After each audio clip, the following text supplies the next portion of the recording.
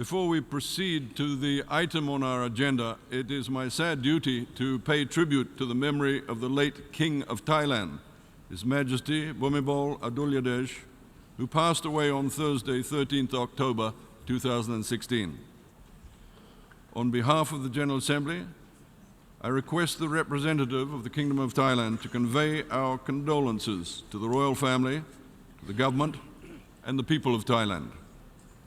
May I now invite representatives to stand and observe a minute of silence in tribute to the memory of the late King.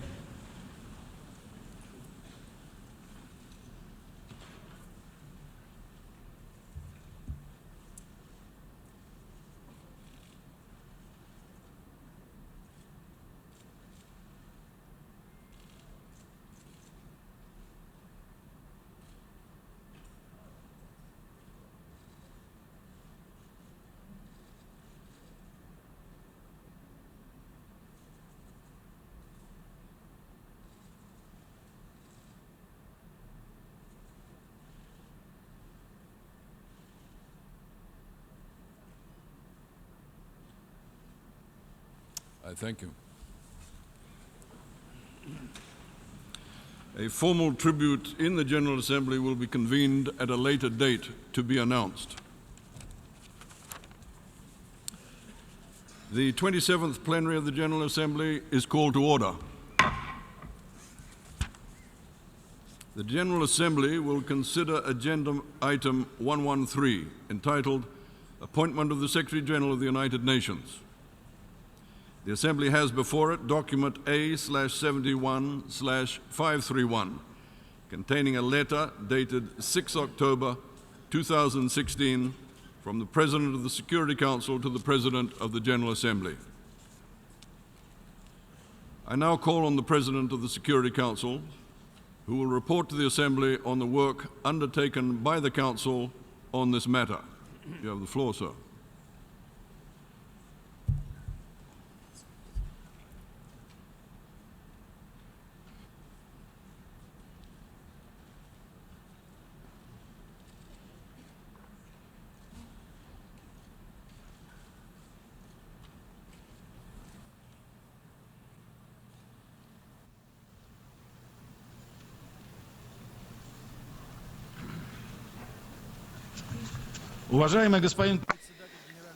President of the General Assembly, Secretary-General, colleagues, it is an honor for me to address the General Assembly in my capacity as President of the Security Council in order to convey the recommendation of the Security Council for the appointment of the Secretary-General of the United Nations. At its 7,782nd meeting, held in private on 6 October 2016, the Security Council adopted by acclamation Resolution 2311 of 2016 concerning the recommendation for the appointment of the Secretary-General of the United Nations. I shall now read out the text of the resolution. Resolution 2311 reads as follows. The Security Council, having considered the question of the recommendation for the appointment of the Secretary-General of the United Nations, recommends to the General Assembly that Mr. António Guterres be appointed Secretary-General of the United Nations for a term of office from 1 January 2017 to 31 December 2021. End of text. In the joint letter of the President of the Security Council and the President of the General Assembly, dated 15 December 2015, the Council pledged to conclude its part of the selection process in a timely manner so that the newly appointed Secretary-General would have sufficient time to prepare for the job. The Council is pleased that, by adopting its recommendation for the appointment on 6 October, the Council met this objective. The Security Council believes that early action upon the appointment by the General Assembly would provide enough time for the new Secretary-General to prepare to perform his duties. On behalf of the Security Council, I would like to express appreciation to all member states that nominated candidates as part of the selection process. I would also like to express appreciation to the candidates who have actively participated in the process. During the informal meetings with each of them, the Council had the opportunity to evaluate their high professional skills and commitment to the purposes and principles of the United Nations. The Security Council has adopted Resolution 2311 by acclamation. Accordingly, the members of the Security Council expressed their unconditional support to Mr. António Guterres, who, if appointed today, will head our common organization, the United Nations. In conclusion, I would like, Mr. President, to thank you for having convened this meeting so soon after the recommendation made to the General Assembly by the Security Council. I thank you. I thank the President of the Security Council. In connection with the recommendation of the Security Council, the General Assembly has before it a draft resolution issued as document A/71/L4. This draft was prepared following extensive consultations by myself and by special advisors on my behalf with the UN membership. Throughout these consultations, a number of consistent priorities for member states emerged, and in this context, I want to thank all of you for your inputs, which were fundamental to the preparation of this text. In drafting this resolution, I was conscious of the need to reflect the historic advances that were made in the selection and appointment process of the UN Secretary-General, in line with General Assembly Resolutions 69/321 and 70/305. This included acknowledgement of the transparent and inclusive process that was undertaken, from the informal dialogues that were conducted between the General Assembly and each of the candidates to the unprecedented levels of cooperation between the Presidents of the General Assembly and the Security Council. The main task was to reflect the committed support for the process that was undertaken and the expectations of Member States within the framework of this appointment resolution. With the reaffirmation of the role of the General Assembly, with reference to Chapter 15 of the Charter, and with recognition of General Assembly Resolutions 69/321 and 70/305 as the cornerstones of this process, I am confident that the text which is before you fully reflects the views of the Member States. After the extensive consultations I've had with the membership, it is my understanding that the General Assembly wishes to proceed with the adoption of the draft resolution by acclamation. May I take it that this is the wish of the General Assembly to adopt by acclamation draft resolution A/71/L4. It is so decided.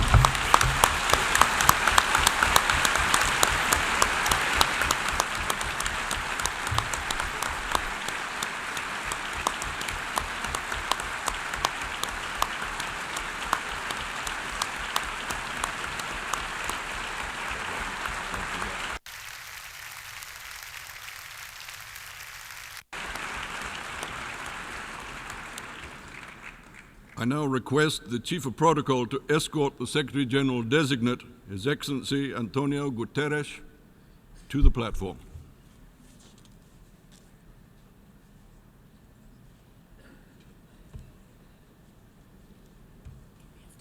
So we will go down to greet him.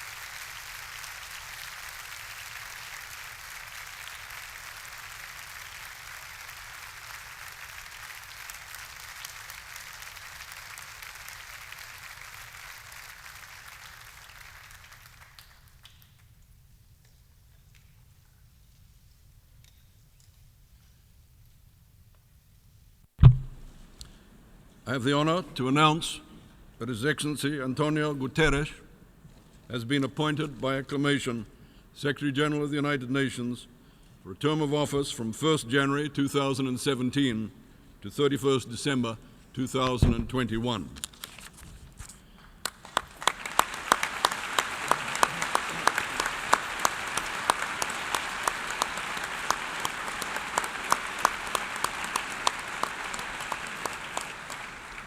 Today is indeed a momentous one.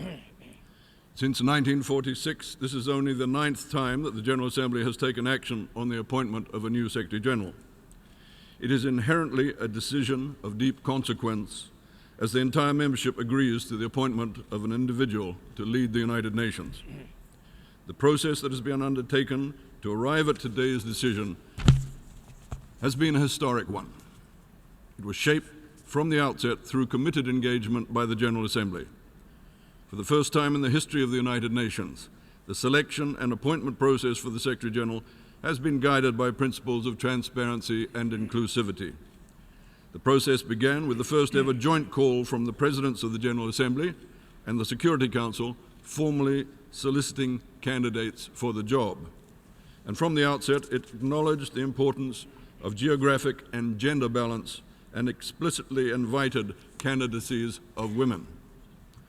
It was a process that specifically sought out candidates who embody a firm commitment to the purposes and principles of the Charter, who exemplify the highest standards of efficiency, competence, and integrity, and who have proven leadership and managerial abilities, extensive experience in international relations, and strong diplomatic communication and multilingual skills.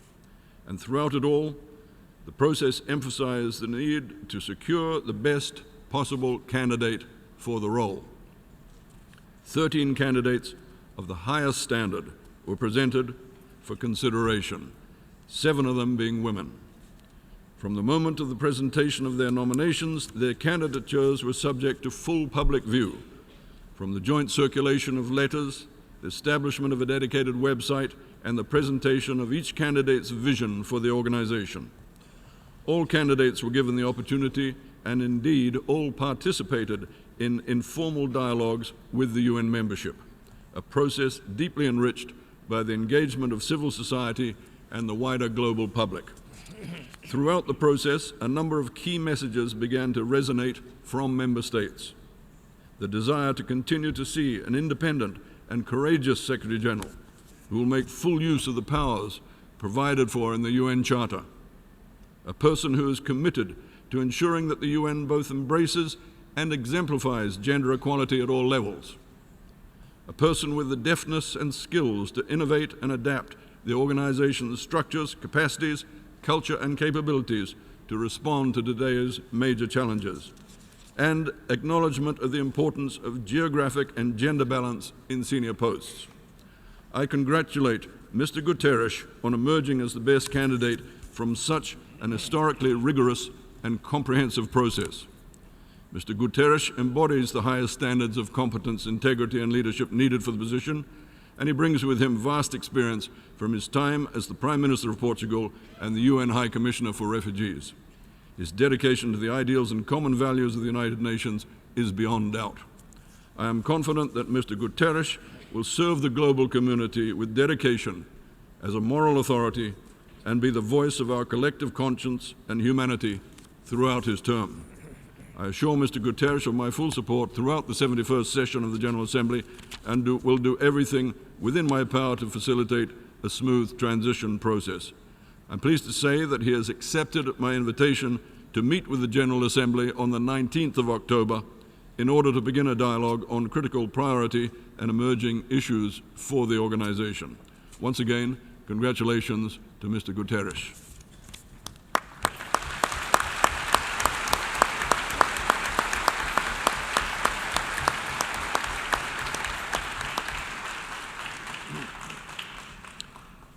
It is now my honor to give the floor to the Secretary-General of the United Nations, His Excellency, Mr. Ban Ki-moon. You have the floor, sir. Your Excellency, Mr. Peter Thompson, President of the General Assembly, Excellencies, ladies and gentlemen.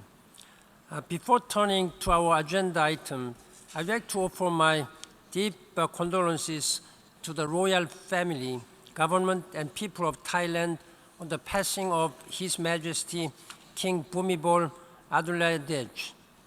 His Majesty King Bhumibol was revered by the people of Thailand as a unifying national leader. He was also highly respected internationally.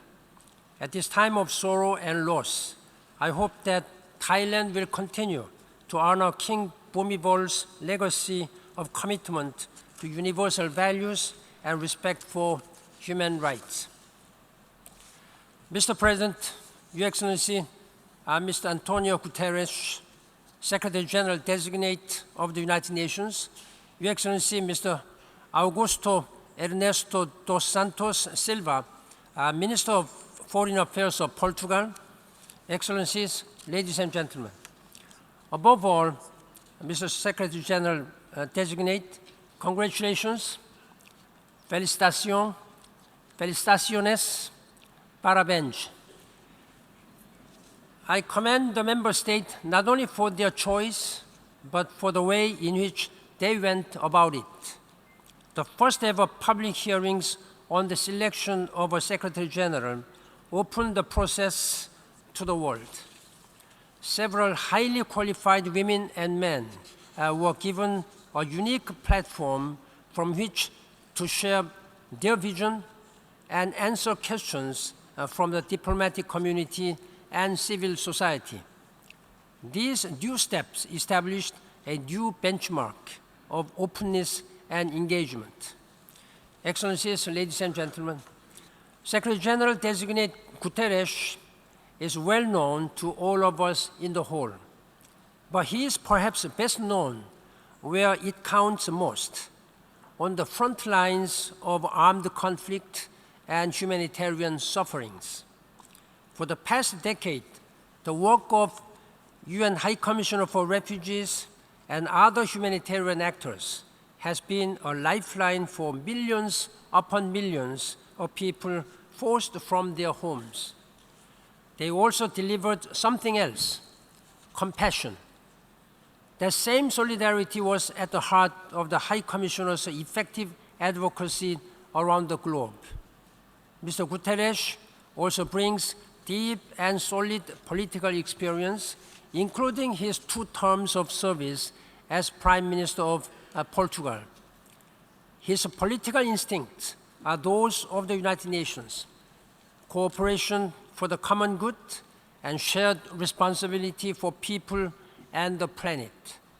He recognizes the crucial importance of women's empowerment, from peace tables to the halls of this House. As an active participant in the Senior Management Group and the Chief Executive's Board, he understands the inner workings of our organization. I have long valued his advice and long admired his spirit of service. He is a wonderful choice to steer this organization as we build on the progress of the past decade while addressing the insecurity and uncertainties of today's world. Mr. Secretary-General-designate, you have often shared your feeling of privilege to be part of the United Nations. Despite all the challenges, you said, I quote, "This is still the best place in the world to work," unquote. After 10 years, I could not agree more. Today's ceremony is also poignant for me, since it takes place 10 years to the day of my own election in 2006. As I prepare to hand over the baton of leadership, I know that member states, the outstanding women and men of the United Nations, and the people of the world are all looking forward to your tenure with confidence and excitement. Best wishes for your great success. Congratulations, parabéns. Thank you very much.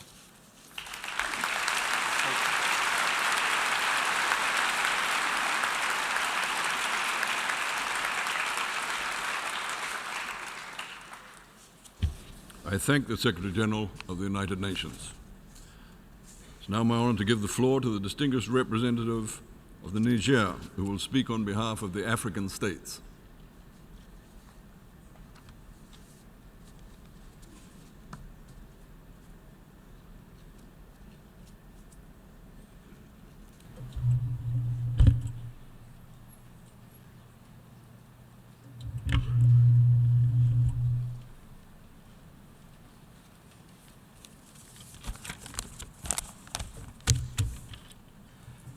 Mr. President, I have the honor to speak on behalf of the African Group on this important occasion of the appointment of the next United Nations Secretary-General on the agenda item 113 of the General Assembly. The African Group welcomes your commitment to remain faithful to the General Assembly's call for increased transparency and inclusivity in the selection and appointment of the Secretary-General in accordance with Article 97 of the United Nations Charter, and thus fully endorses your approach for the adoption of the presidential text by acclamation, which, amongst other things, appoint Mr. António Guterres as Secretary-General of the United Nations for a term of office beginning on 1st January 2017 and ending on 31st December 2021. The African Group extends heartfelt congratulations to Mr. António Guterres for his designation to accede to the helm of the United Nations, bringing on board a wealth of experience in global affairs, and further assures him of the African Group's full support and commitment in the discharge of mandates. The African Group is particularly encouraged by the transparency and inclusivity which had guided the selection process, and thus reinforced the legitimacy of the General Assembly and indeed the nomination of Mr. Guterres. Our deepest gratitude goes out to His Excellency Mr. Mogens Lykketoft, President of the 70th session of the General Assembly, for his exemplary leadership throughout the selection process, as well as to you, Mr. President, for leading the process to its logical conclusion. I cannot conclude without seizing this opportunity to commend, on behalf of the African Group, Secretary-General Ban Ki-moon for his laudable achievements, albeit under very difficult circumstances. Particularly notable are his enduring legacies of the 2030 Agenda for Sustainable Development and the Paris Accord on Climate Change. In conclusion, the African Group looks forward to the upcoming informal meeting with the General Assembly plenary with the Secretary-General-designate to be held on 19th October as a unique opportunity to further engage on issues of priority and interest to the African Group, and more broadly, on how to make the United Nations fit for purpose. Ladies and gentlemen, I thank you.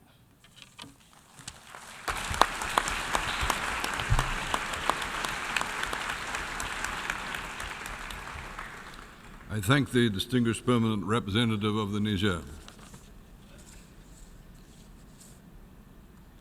I now give the floor to the distinguished permanent representative of Kuwait, who will speak on behalf of the Asia-Pacific states.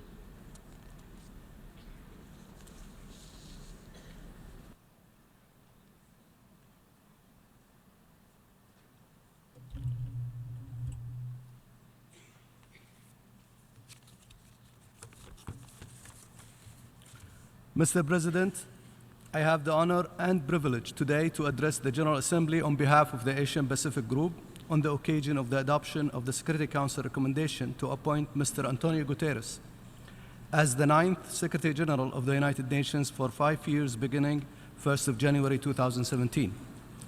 I would like to begin by taking this opportunity to thank our current United Nations Secretary General, Mr. Ban Ki-moon, who over the last 10 years has served the United Nations with dignity and humility. We are proud that Mr. Ban Ki-moon is from our regional group.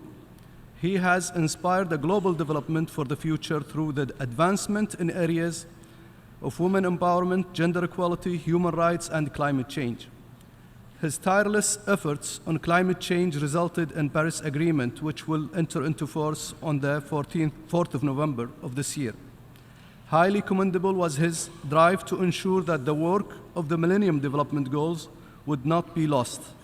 He pushed the agenda forward in assurance that no one is left behind by encouraging member states to adopt the Sustainable Development Goals to help protect the planet from future generations. We would like to thank him for his many years of service to this organization, and we wish him well in all of his future endeavors. We reconfirm our commitment and support for him as he continues to serve out his remaining 78 days in office. On this occasion, we would also like to take this opportunity to thank Madame Ban Soon-tek, who has steadfastly stood by her husband during his 10 years as Secretary General and has taken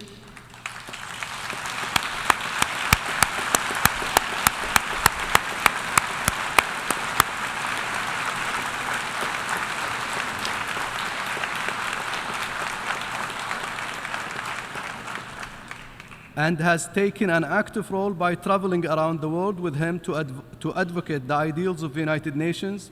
She has helped organize and actively participated in numerous events to fund humanitarian activities, such as the United Nations International Bazaar. She also worked to advance the rights of children, women, and senior citizens by bringing attention to issues such as autism and violence against women, and for that we truly thank her. Mr. President, I'm pleased and honored on behalf of the Asian Pacific Group to extend our sincere congratulations to Mr. António Guterres on his election as Secretary General of the United Nations. Mr. Guterres' election to Secretary General signals an era of change at the United Nations, as a momentous selection procedure was initiated this year, which involved public hearings and informal dialogue, global town hall meeting, and meetings with all of the United Nations regional groups. Never has the election process been more open and transparent. Over 6 straw polls in the Security Council, Mr. Guterres was a clear favorite for the position. Moreover, Mr. Guterres' demonstration of his extensive knowledge and expertise evidently reflected in the interactive dialogue held at the General Assembly, enabled him to gain unanimous support from its members. Mr. Guterres has presented a clear vision for the role of the United Nations, a vision that provides all member states with renewed hopes for the future. He brings to the position a wealth of knowledge, professional skills, vision, experience, and wisdom as a veteran politician and leader, bringing forth leadership abilities that will serve him well for the role of the Secretary General of the United Nations. The Asian Pacific Group welcomes the Secretary-General-designate, Mr. António Guterres, and wish him success in fulfilling this central role in an exceedingly critical time in the history of the United Nations. Mr. Guterres' undeniable commitment is a stronghold to the platform and priorities he envisions to establish. The member states of the Asian Pacific Group pledge its firm support to him in encountering new and emerging challenges that lie ahead. This unified support is an embodiment on the confidence knowing the Secretary-General-designate is well suited to head our organization. We all aspire to end the prolonged conflict transpiring in certain parts of our world that constitute threats to international peace and security. We stand with the Secretary-General-designate in mediating these grave disputes. We believe that with his leadership, our collective efforts, as well as encompassing the principles and purposes of the United Nations Charter as an integral tool, a peaceful solution, and reconciliation may be attained. We remain in confidence that in light of promoting development and growth, the Secretary-General-designate would preserve into achieving the Sustainable Development Goals with high hopes that it would ultimately come into fruition. His statesmanship and years of diplomacy would foster and further strengthening the structure of the United Nations. While reinforcing multilateralism, we trust that Mr. Guterres would engage towards the ongoing reform of the United Nations, as its revitalization would ensure its resilience to the various challenges faced.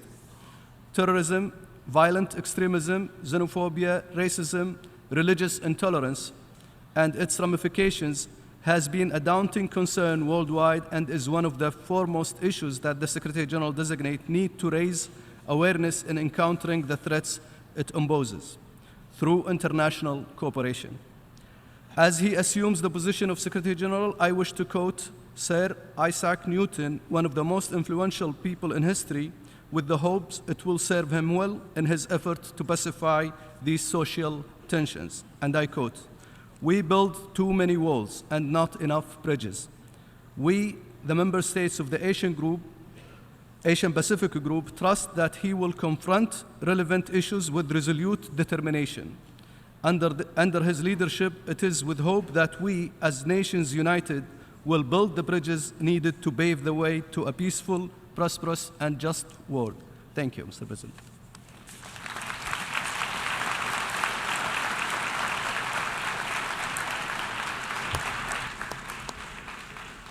I thank the distinguished permanent representative of Kuwait, and I now give the floor to the distinguished permanent representative of Georgia, who will speak on behalf of the Eastern European states.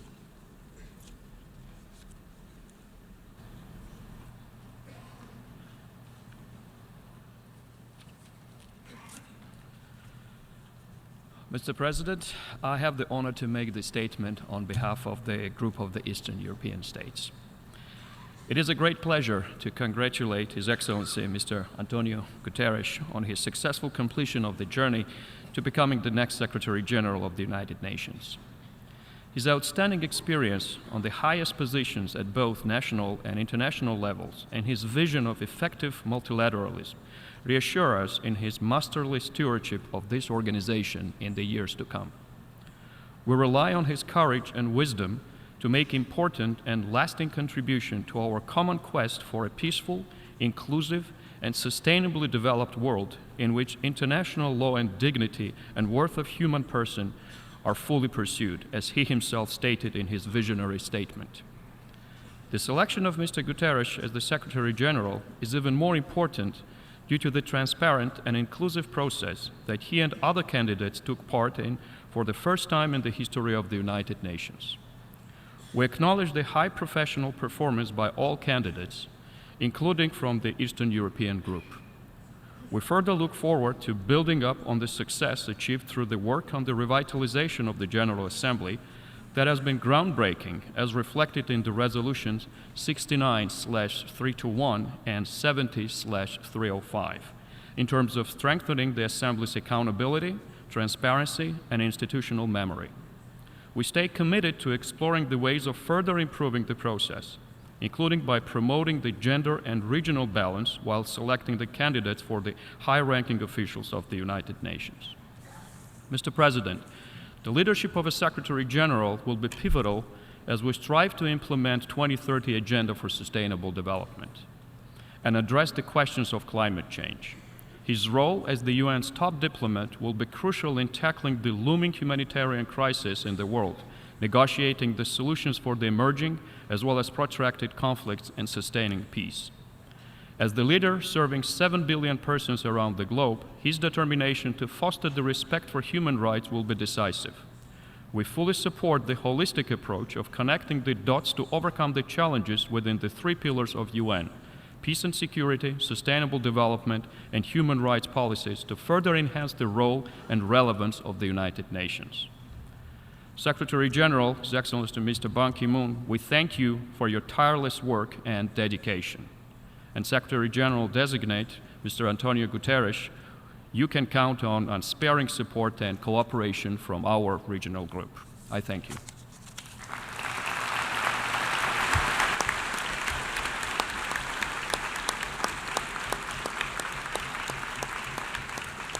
I thank the distinguished permanent representative of Georgia, and I now give the floor to the distinguished Permanent Representative of Chile, who will speak on behalf of the Latin American and Caribbean states.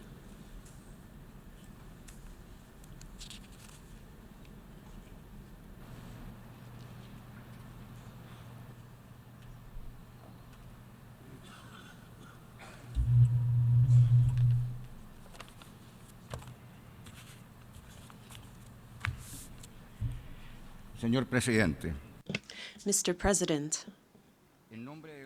on behalf of the group of Latin American and Caribbean states, I have the honor to welcome and extend our warmest congratulations to the newly appointed Secretary-General of the United Nations, Mr. António Guterres. His stature and diplomatic skills, as well as his broad experience in a range of areas, make him eminently suitable for this demanding key position, and this at a time when the international community has taken the historic commitment to free the human race of poverty, as is set out in the 2030 Agenda for Sustainable Development. His 10 years of experience as United Nations High Commissioner for Refugees becomes more relevant now than ever, as we face large movements of refugees and migrants, one of our most pressing challenges.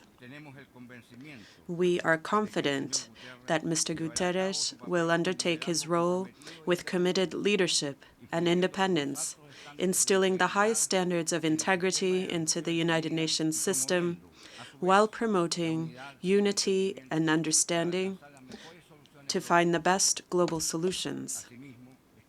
We are also confident that Mr. Guterres will introduce renewed impetus for the promotion of sustained international peace and security. The Latin American and Caribbean Group looks forward to continuing its close and cooperative relationship with the United Nations in different areas, such as development and the Sustainable Development Goals, climate change, peace and security, decolonization, human rights, and democracy.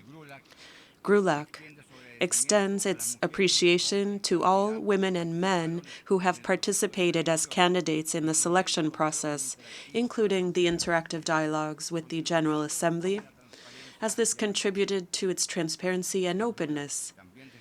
GRULAC also highlights the role played in the process by the General Assembly, in accordance with the Charter of the United Nations and Resolutions 69-321 and 7305, and further stresses the need to ensure its provisions, inter alia, on equal and fair distribution of senior posts based on gender and geographical balance. Lastly, I convey GRULAC's deepest appreciation to Mr. Ban Ki-moon for his continuous efforts and contribution to the success of the United Nations under his decade-long leadership. We look forward to his ongoing leadership through the conclusion of his mandate. I thank you, Mr. President.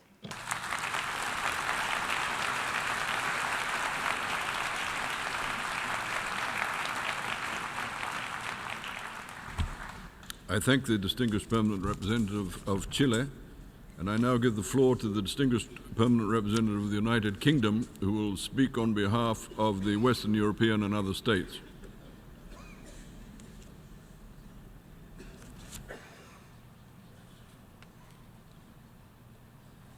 Thank you, Mr. President. On behalf of the group of Western European and other states, it is an honour and a privilege to address this Assembly as we welcome the appointment of Mr. António Guterres as the next Secretary-General of the United Nations. Today, Mr. Guterres, the distinguished former Prime Minister of Portugal and former UN High Commissioner for Refugees, has been selected to serve as the head of this organisation. We offer him our warmest congratulations, and we look forward to working with him from January. Muito parabéns.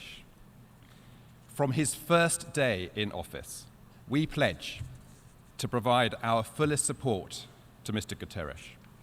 and we commit to assist him to uphold the purposes and principles of the Charter of the United Nations. We look to him to manage efficiently and effectively the Secretariat and advance much-needed reforms to enhance the UN's ability to face the challenges of this century. And we express our utmost confidence in his experience, ability, and skills to lead this organization over the coming years. In doing so, we express our deep gratitude to the outgoing Secretary-General, Mr. Ban Ki-moon, as he concludes his second term at the end of the year. We applaud his leadership on the Sustainable Development Goals, on the Paris Agreement on climate change, on human rights, and on so many other issues over the past 10 years, and we look to him to continue his vital work until the very end of his tenure. We also pay tribute to this Assembly for the role it has played in improving the selection process. The enhancements set out, in particular in Resolutions 69/321 and 70/305, have brought unprecedented transparency, effectiveness, and inclusivity to the selection of the Secretary-General.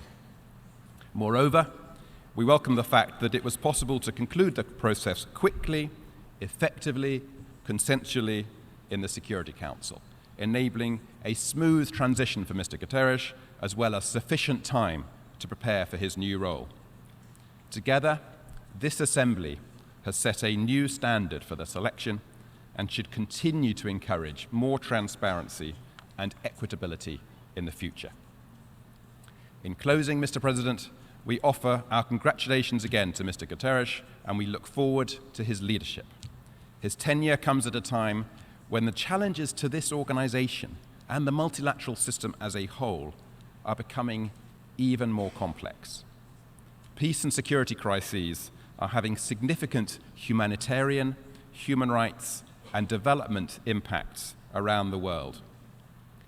A strong United Nations is needed more than ever, and today we have chosen a strong Secretary-General to lead it.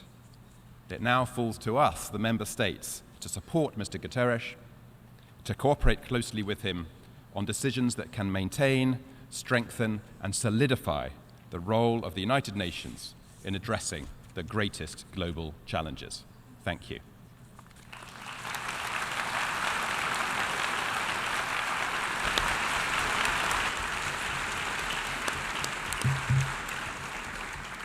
I thank the distinguished permanent representative of the United Kingdom, and I now give the floor to the distinguished permanent representative of the host country, the United States.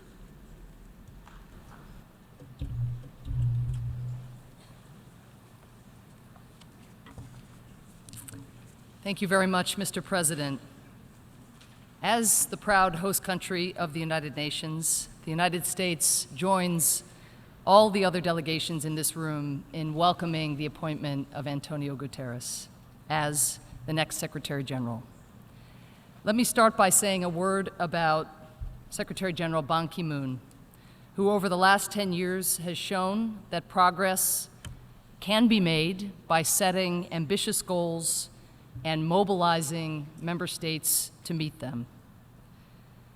Secretary General Ban was instrumental in driving the momentum and the concrete commitments necessary to achieve both the historic Paris Agreement on climate change and the Sustainable Development Goals. These are achievements that, if implemented by member states, will improve people's lives for decades to come. The United States is profoundly grateful to Secretary General Ban for his leadership and his service to our people and to our planet. Thank you. The selection of António Guterres as the 9th Secretary General of the United Nations is an extraordinary outcome that matches the world's growing demands for a strong UN. It is all the more extraordinary because, let's be honest, all too often at the UN, narrow agendas keep us divided and prevent us from taking constructive action. I would like to highlight 3 ways in which this appointment and the process that gave rise to it exceeded expectations. This should inspire us all going forward. First, given the well-known divisions on the Security Council, many feared that the Council would fail to reach consensus on the next Secretary General. I confess I harbored some of these doubts myself, wondering if I should avoid making Christmas plans with my family in case the process dragged on and I would end up spending Christmas Day on our 49th Security Council straw poll. Others thought, given the polarization of the Council, that we would agree on a recommendation to the General Assembly, but we would necessarily have to settle for a lowest common denominator candidate, someone who would avoid taking stands on the world's most pressing issues. We have the privilege today of appointing a supremely qualified candidate as Secretary General, but also one who has a passion for using this office as an independent force to prevent conflict and alleviate human suffering.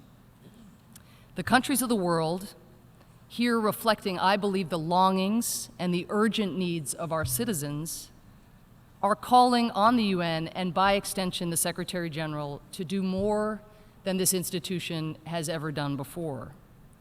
For the UN to succeed, we are asking you, Mr. Guterres, to serve as a peacemaker, looking for ways to end the brutal conflicts in places like Syria, Yemen, and South Sudan. We are asking you to serve as a reformer, streamlining the bureaucracy and eliminating redundancies, making sure that peacekeepers are willing and able to protect civilians at risk. And we're asking you to serve as an advocate, rallying the world to respond to humanitarian and man-made catastrophes and defending the human rights of all people, regardless of their race, creed, nationality, sexual orientation, or gender identity. Mr. Guterres, challenging as these roles may be, we are confident that you can fill them with distinction. Second, there were fears that this decision-making process for such a critical position would again end up being narrow, exclusive, and shrouded in secrecy. Even though fewer people smoke cigarettes in 2016, the image of a few countries huddled in smoke-filled rooms pervaded. But this year, at long last, the process evolved. For the first time, those vying for the job had to defend their visions for a more secure, just, and humane future in informal dialogues that the entire world could watch in real time. And these conversations mattered. There is no question that the General Assembly and other dialogues shaped perceptions, informing the Council and broader UN membership thinking from the outset. I thank all the exceptional candidates who participated in this more inclusive, more transparent process, and the United States thanks all member states who contributed to making this process so much stronger. Of course, some envisaged that change would look a little different in the end. Hopes were high that this selection process would deliver the UN's first ever woman Secretary General. As the only woman permanent representative serving on the current Security Council, and as one of only 37 women perm reps out of the 193 permanent representatives in the organization, I joined others in encouraging a level playing field for women. And we should consider that until this year, only 3 women were ever voted upon by the Security Council as candidates. 3 women over the course of 70 years. This time, 7 out of the 13 candidates voted upon by the Security Council were women. So over twice as many women were considered in 2016 than in all the previous years put together. And while being a woman is not among Mr. Guterres' many qualifications, he has pledged gender parity at all levels of the United Nations with clear benchmarks and timeframes. This builds upon Mr. Guterres' progress toward achieving gender parity in the workplace as UN High Commissioner for Refugees and back when he was Portuguese Prime Minister. Third and finally, there was skepticism that we could find in a single candidate a person who could simultaneously get heads of state on the phone to mobilize coalitions and be a person of the people, someone who really appreciated, indeed felt, the pain of the vulnerable. And these are vulnerable people who don't just want the UN to do and be better. They need it and us to be and do better. In Mr. Guterres, we've selected a candidate who brings both head and heart to the job. Former UNHCR staff have described Mr. Guterres as so impatient to find out the facts of a crisis that he never hesitated to call staff in the field, no matter their rank or their place in the hierarchy. He always asked how headquarters could serve their needs rather than the other way around. He saw that UNHCR teams in the field were starved for resources and so shifted funds to help refugees in need instead of adding jobs in Geneva. And he got out from behind his desk. Mr. Guterres traveled to the refugee camps and witnessed the current crises and the pain and suffering of the displaced for himself, even spending the night in tents in these refugee camps. We have selected a candidate who is prepared to cut past the jargon and the acronyms and the sterile briefings and get real. He knows the only measure of our work here is whether we are or are not helping and supporting real people. In closing, in 1953, the first Secretary-General, Trygve Lie, heavily criticized both by the Soviet and the United States governments, was so frustrated by the limits of his office that his parting advice to his successor was, "Welcome to the most impossible job on this earth." The job has not grown easier with time, but it has arguably become even more important. Mr. Secretary-General Ban Ki-moon, Mrs. Ban, thank you again for your tireless, tremendous service and for your sacrifice. Mr. Secretary-General-designate Guterres, thank you for taking on this monumental responsibility. We hope that the unity we see today can be sustained, the inclusivity and transparency of the process extended, and your compassion and that of Secretary-General Ban Ki-moon embodied in the daily work of this organization. We look forward to a partnership that pays dividends for the people out there who count on us. Thank you.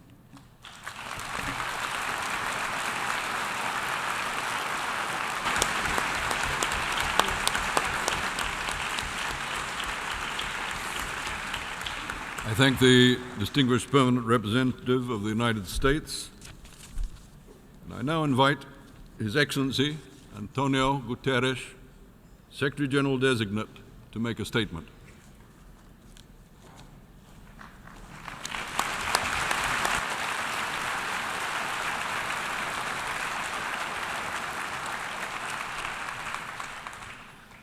Mr. President of the General Assembly, Mr. Secretary-General, Excellencies, ladies and gentlemen. When I heard the Security Council's decision to recommend me to the General Assembly, my feelings could be described by just two words: gratitude and humility. And it is with the same gratitude and humility that I stand before you today, now joined by a profound sense of responsibility. I am grateful, first of all, to the General Assembly and the Security Council for entrusting me with the position of Secretary-General of the United Nations in a remarkable demonstration of consensus and unity. And I'm also grateful for the transparency and openness of the selection process and to the many competent, thoughtful, and dedicated candidates who came forward. I believe this process means that the true winner today is the credibility of the UN. And it also made very clear to me that as Secretary-General, having been chosen by all member states, I must be at the service of them all equally and with no agenda but the one enshrined in the UN Charter. I want to express my deep gratitude for the generous and kind words of the speakers that preceded me. But I must say that I am fully aware of the challenges the UN faces and the limitations surrounding the Secretary-General. The dramatic problems of today's complex world can only inspire a humble approach, one in which the Secretary-General alone neither has all the answers nor seeks to impose his views, one in which the Secretary-General makes his good offices available, working as a convener, a mediator, a bridge builder, and an honest broker to help find the solutions that benefit everyone involved. Excellencies, ladies and gentlemen, over the last 10 years, I have witnessed firsthand the suffering of the most vulnerable people on earth. I have visited war zones and refugee camps where one might legitimately ask what has happened to the dignity and worth of the human person, the dignity and worth of the human person referred in our Charter. What has made us immune to the plight of those most socially and economically underprivileged?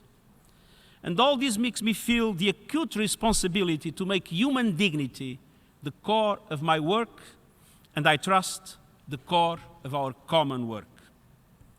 And this also underscores the importance of gender equality. I have long been aware of the hurdles women face in society, in the family, and in the workplace, just because of their gender. I have witnessed the violence they are subject to during conflict, or while fleeing it, just because they are women. And I have tried to address this through every public office I have ever held. And the protection and the empowerment of women and gender parity in the organization are and will continue to be a priority commitment to me. I have faced in the United Nations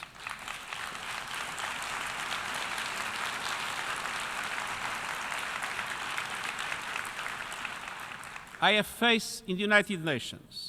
reform-minded United Nations, because I believe in the universal values it stands for: peace, justice, human dignity, tolerance, and solidarity. Based on these values, I believe that diversity in all its forms is a tremendous asset, not a threat. And that in societies that are more and more multi-ethnic, multicultural, and multi-religious, diversity can bring us together, not drive us apart. We must make sure that we are able to break this alliance between all those terrorist groups or violent extremists on one side and the expressions of populism and xenophobia on the other side. These two reinforce each other, and we must be able to fight both of them with determination. Mr. President, Secretary-General, Excellencies, ladies and gentlemen, without peace, life is devoid of all of its meaning. Without peace, we cannot ensure sustainable development or respect for human rights. And consequently, ensuring peace. Peace, however, today is, alas, largely absent in our world. In light of its global vocation and the principles enshrined in its charter, the United Nations organization has the moral duty and universal right to ensure its overarching priority of diplomacy for peace, diplomacy to assert diversity and the representative nature of the United Nations, diplomacy to enable the UN to be a forum of dialogue, a universal public space for learning to work together, to better understand and listen to each other, diplomacy capable of easing tensions and bringing about peaceful settlement of disputes, these disputes which deny so many human beings from a life worthy of its name. When I was a student of history in secondary school, and a passionate one at that, I should say that at the end of almost every war, winners emerged. But in today's conflicts, there are only losers. Wars seem interminable and are becoming increasingly complex and interrelated. They fuel hatred and terrorism. and the suffering they cause is morally unbearable, and security is threatened everywhere. It is our collective responsibility to put an end to this state of affairs. I am well aware that among us there are different visions and at times diverging legitimate interests which create divisions and hinder the unity of our action for peace. However, the threats that weigh upon our collective security, on the very nature of our societies, and the survival of the planet as we know it, these are such that our common interest must prevail over all our divisions. Let us join together for peace. That is the most pressing request of the citizens of the world that we are here to serve. I wish to convey my appreciation to the tireless efforts of peacekeepers who defend the principles of the United Nations as they are far away from their homes. But I also wish to make an appeal here, an appeal for the support of all member states, for all of the organization structures, and that is that we cannot allow for appalling behavior to hinder heroism at the service of the United Nations. It is at the United Nations, under its blue flag, that the world is able to meet and build peace with resolve, creativity, solidarity, and compassion. Allow me, before finishing, to salute the Secretary-General Ban Ki-moon. I had the honor of working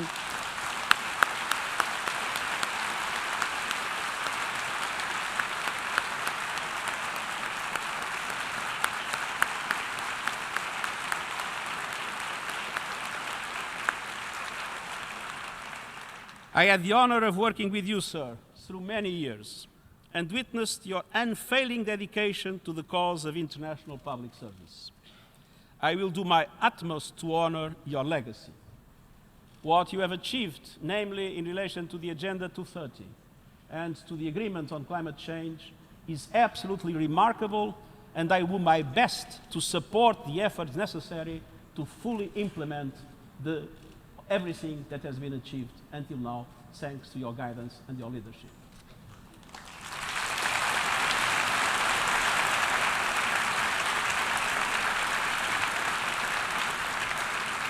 I also want to express my admiration for the dedication and commitment of the UN staff.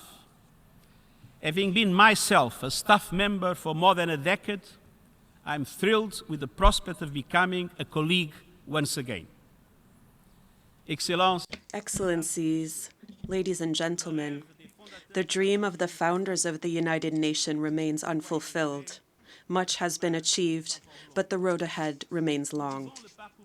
We must embark on this road together, we the peoples, in our various functions, because the goal is within reach, the well-being of humanity. I thank you.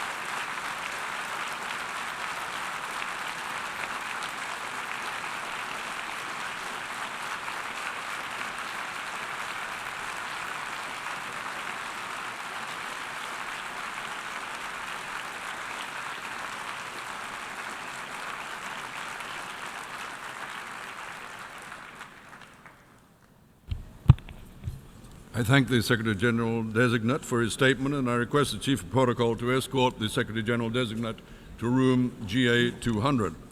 Before proceeding further, I'd like to inform members that the oath of office ceremony will take place at a later date to be announced. I'd also like to inform members that the Secretary-General-designate will be in the West Foyer in 10 minutes to receive felicitations. The General Assembly has thus concluded this stage of its consideration of Agenda Item 113. Before concluding, I'd like to inform members that consideration of item 36, entitled The Situation in Afghanistan, originally scheduled for Monday, 17th October 2016, has now been rescheduled for Thursday, 17th November 2016. The meeting is adjourned. No, sir. Great. It was a great day.